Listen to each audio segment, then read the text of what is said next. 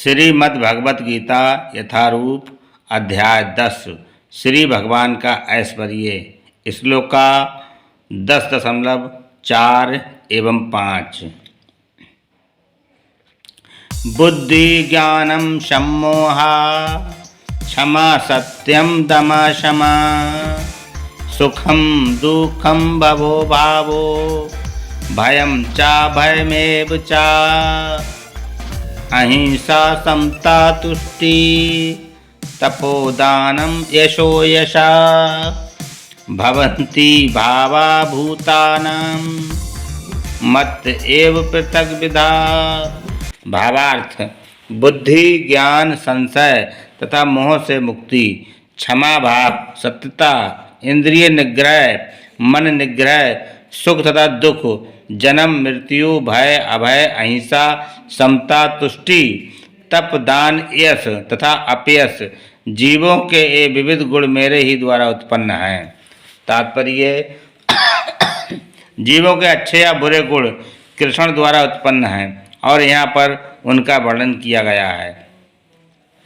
बुद्धि का अर्थ है निर्चीर विवेक करने वाली शक्ति और ज्ञान का अर्थ है आत्मा तथा पदार्थ को जान लेना। विश्वविद्यालय की शिक्षा से प्राप्त सामान्य ज्ञान मात्र पदार्थ से संबंधित होता है। यहाँ इसे ज्ञान नहीं स्वीकार किया गया है। ज्ञान का अर्थ है आत्मा तथा भौतिक पदार्थ के अंतर को जानना। आधुनिक शिक्षा में आत्मा के विषय में कोई ज्ञान नहीं दिया जाता, केवल भौतिक तत्वों तथा शारीरिक आवश्यकताओं पर ध्यान दिया जाता है। फलस्वरूप शैक्षिक ज्ञान पूर्ण नहीं है। असम्मोहा अर्थात संशय तथा मोह से मुक्ति तभी प्राप्त हो सकती है जब मनुष्य झिझकता नहीं और दिव्य दर्शन को समझता है। वह धीरे धीरे निश्चित रूप से मोह से मुक्त हो जाता है। हर बात को सतर्कता पूर्वक ग्रहण करना चाहिए। आंख मूंदकर कुछ भी स्वीकार नहीं करना चाहिए। क्षमा का अभ्यास करना चाहिए। मनुष्य को सहिष्णु होना चाहिए और दूसरों के छोटे छोटे अपराध क्षमा कर देना चाहिए। सत्यम का अर्थ है कि तथ्यों को सही रूप से में अन्यों के लाभ के लिए प्रस्तुत किया जाए। तथ्यों को तोड़ना मरोड़ना नहीं चाहिए। सामाजिक प्रथा के अनुसार कहा जाता है कि वही सत्य बोलना चाहिए जो अन्यों को प्रिय लगे, किंतु ये सत्य नहीं है। सत्य को सही रूप में बोलना चाहिए जिससे दूसरे लोग समझ सकें कि सच्चाई क्या है। यदि कोई मनुष्य चोर है और यदि कोई लोगों को सावधान कर दिया जाए कि अमुक व्यक्ति चोर है तो ये सत्य है। यद्यपि सत्य कभी अप्रिय होता है, किंतु सत्य कहने में संकोच नहीं करना चाहिए। सत्य की मांग है कि तथ्यों को यथारूप में लोकहित के लिए प्रस्तुत किया जाए। यही सत्य की परिभाषा है। दमा का अर्थ है कि इंद्रियों को व्यर्थ के विषय भोग में न लगाया जाए। इंद्रियों की समुचित आवश्यकताओं की पूर्ति का निषेध नहीं है, किंतु अनावश्यक इंद्रिय भोग आध्यात्मिक उन्नति में बाधक है। फलतः इंद्रियों के अनावश्यक उपयोग पर नियंत्रण रखना चाहिए। इसी प्रकार मन पर भी अनावश्यक विचारों के विरुद्ध संयम रखना चाहिए। इसे सम कहते हैं। मनुष्य को चाहिए कि धन अर्जन के चिंतन में ही सारा समय न गंवाएं। ये चिंतन शक्ति का दुरुपयोग है। मन का उपयोग मनुष्यों की मूल आवश्यकताओं को समझने के लिए किया जाना चाहिए और उसे ही प्रमाण पूर्वक प्रस्तुत करना चाहिए। शास्त्र मर्मज्ञों, साधु पुरुषों, गुरुओं तथा महान विचारकों की संगति में रहकर विचार व्यक्ति शक्ति का विकास करना चाहिए। जिस प्रकार से कृष्ण भावना अमृत के आध्यात्मिक ज्ञान को अनुशीलन में सुविधा हो वही सुखम है, इसी प्रकार दुखम वह है जिससे कृष्ण भावना अमृत के अनुशीलन में असुविधा हो। जो कुछ कृष्ण भावना अमृत के विकास के अनुकूल हो उसे स्वीकार करें और जो प्रतिकूल हो उसका परित्याग करें। भव अर्थात जन्म का संबंध शरीर से है। जहाँ तक आत्मा का प्रश्न है, वह ना तो उत्पन्न होता है न मरता है। इसकी व्याख्या हम भगवत गीता के प्रारंभ में ही कर चुके हैं। जन्म तथा मृत्यु का संबंध इस भौतिक जगत में शरीर धारण करने से है। भय तो भविष्य की चिंता से उद्भूत है, कृष्ण भावना अमृत में रहने वाला व्यक्ति कभी भयभीत नहीं होता, क्योंकि वह अपने कर्मों के द्वारा भगवत धाम को वापस जाने के प्रति आश्वस्त रहता है। फलस्वरूप उसका भविष्य उज्जवल होता है, किंतु अन्य लोग अपने भविष्य के विषय में कुछ नहीं जानते। उन्हें इसका कोई ज्ञान नहीं होता कि अगले जीवन में क्या होगा। फलस्वरूप वे निरंतर चिंताग्रस्त रहते हैं। यदि हम चिंता मुक्त होना चाहते हैं तो सर्वोत्तम उपाय यह है कि हम कृष्ण को जानें तथा कृष्ण भावना अमृत में निरंतर स्थित रहें। इस प्रकार हम समस्त भय से मुक्त रहेंगे। श्रीमद् भागवत में 11.2.37 कहा गया है, भयम द्वितीया भिनिवेशता स्यात्। भय तो हमारे माया पास में फंस जाने से उत्पन्न होता है, किंतु जो माया के जाल से मुक्त है, जो शाश्वत है कि वे शरीर नहीं अपितु भगवान के आध्यात्मिक अंश हैं और जो भगवत भक्ति में लगे हुए हैं, उन्हें कोई भय नहीं रहता। उनका भविष्य अत्यंत उज्जवल है। ये भय तो उन व्यक्तियों की अवस्था है जो कृष्ण भावना अमृत में नहीं हैं। अभयम तभी संभव है जब कृष्ण भावना अमृत में रहा जाए।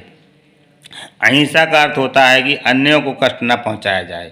जो भौतिक कार्य अनेक राजनीतिज्ञों, समाजशास्त्रियों, परोपकारियों आदि द्वारा किए जाते हैं, उनके परिणाम अच्छे नहीं निकलते, क्योंकि राजनीतिज्ञों तथा परोपकारियों में दिव्य दृष्टि नहीं होती। वे ये नहीं जानते कि वास्तव में मानव समाज के लिए क्या लाभप्रद है। अहिंसा का अर्थ है कि मनुष्यों को इस प्रकार से प्रशिक्षित किया जाए कि इस मानव देह का पूरा उपयोग हो सके। मानव देह आत्म साक्षात्कार के हेतु मिला है, अतः ऐसी कोई संस्था या संघ जिससे उद्देश्य की पूर्ति में प्रोत्साहन न हो, मानव देह के प्रति हिंसा करने वाला है, जिससे मनुष्यों के भावी आध्यात्मिक सुख में वृद्धि हो, वही अहिंसा है। समता से राग द्वेष से मुक्ति द्योतित होती है। ना तो आध्यात्मिक राग अच्छा होता है और न आध्यात्मिक द्वेष ही। इस भौतिक जगत को राग द्वेष से रहित होकर स्वीकार करना चाहिए। जो कुछ कृष्ण भावना अमृत को संपन्न करते हैं, करने में अनुकूल हो उसे ग्रहण करें और जो प्रतिकूल हो उसका त्याग कर दें, यही समता है। कृष्ण भावना अमृत युक्त व्यक्ति ना तो कुछ ग्रहण करना होता है ना त्याग करना होता है। उसे तो कृष्ण भावना अमृत संपन्न करने में उसकी उपयोगिता से प्रयोजन रहता है। तुष्टि का अर्थ है कि मनुष्य को चाहिए कि आवश्यक अनावश्यक कार्य करके अधिकाधिक वस्तुएं एकत्र करने के लिए उत्सुक न रहे, तो उसे ईश्वर की कृपा से जो प्राप्त हो जाए उसी से प्रसन्न रहना चाहिए। यही तुष्टि है।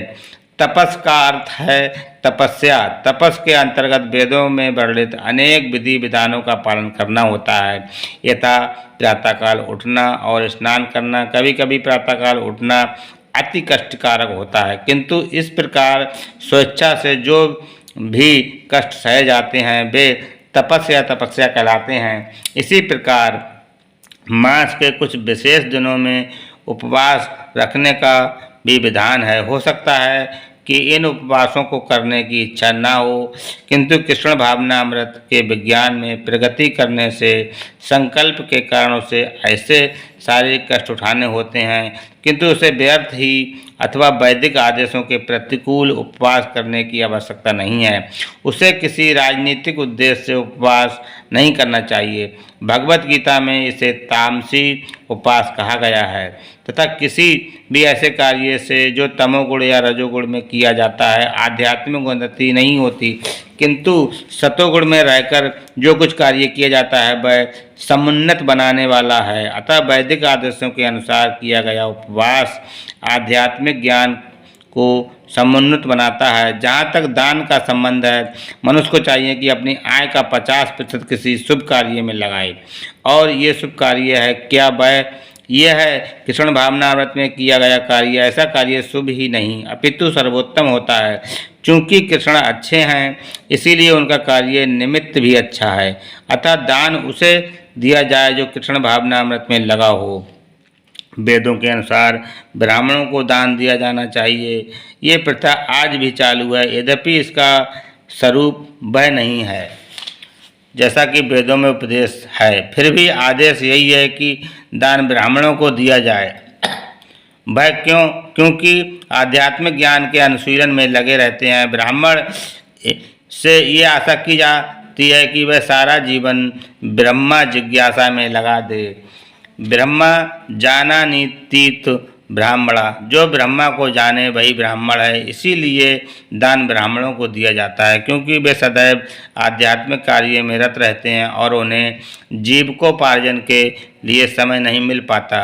वैदिक साहित्य में सन्यासियों को भी दान दिए जाने का आदेश है। सन्यासी द्वार द्वार जाकर भिक्षा मांगते हैं। वे धन अर्जन के लिए नहीं अपितु प्रचारार्थ ऐसा करते हैं। वे द्वार द्वार जाकर गृहस्थों को अज्ञान की निद्रा से जगाते हैं। चूँकि गृहस्थ गृह कार्यों में व्यस्त रहने के कारण अपने जीवन के वास्तविक उद्देश्य को कृष्ण भावना अमृत जगाने को भूले रहते हैं। अतः ये सन्यासियों का कर्तव्य है कि वे भिखारी बनकर गृहस्थों के पास जाएं और कृष्ण भावना भावित होने के लिए उन्हें प्रेरित करें। वेदों का कथन है कि मनुष्य जागे और मानव जीवन में जो प्राप्त करता है उसे प्राप्त करे। सन्यासियों द्वारा यह ज्ञान तथा विधि वितरित की जानी चाहिए। अतः सन्यासी को ब्राह्मणों को तथा उसी प्रकार के उत्तम कार्यों के लिए दान देना चाहिए, किसी सनक के कारण नहीं। यशस भगवान चैतन्य के अनुसार होना चाहिए। उनका कथन है कि मनुष्य तभी प्रसिद्धि यश प्राप्त करता है जब वह महान भक्त के रूप में जाना जाता हो।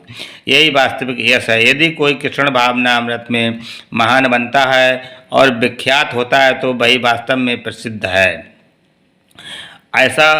जिसे ऐसा यश प्राप्त न हो वह अप्रसिद्ध है। ये सारे गुण संसार भर में मानव समाज में तथा देव समाज में प्रकट होते हैं। अन्य लोकों में भी विभिन्न प्रकार तरह के मानव हैं और ये गुण उनसे भी होते हैं। तो जो व्यक्ति कृष्ण भावना अमृत में प्रगति करना चाहता है उसमें कृष्ण ये सारे गुण उत्पन्न कर देते हैं, किंतु मनुष्य को तो उन्हें अपने अंतर में विकसित करना होता है। जो व्यक्ति भगवान की सेवा में लग जाता है वह भगवान की योजना के अनुसार इन सारे गुणों को विकसित कर लेता है। हम जो कुछ भी अच्छा या बुरा देखते हैं उसका मूल श्री कृष्ण है। इस संसार में कोई भी ऐसी वस्तु नहीं जो कृष्ण में स्थित न हो, यही ज्ञान है। यद्यपि हम जानते हैं कि वस्तुएं भिन्न रूप में स्थित हैं, किंतु हमें ये अनुभव करना चाहिए कि सारी वस्तुएं कृष्ण से ही उत्पन्न हैं। हरे कृष्ण।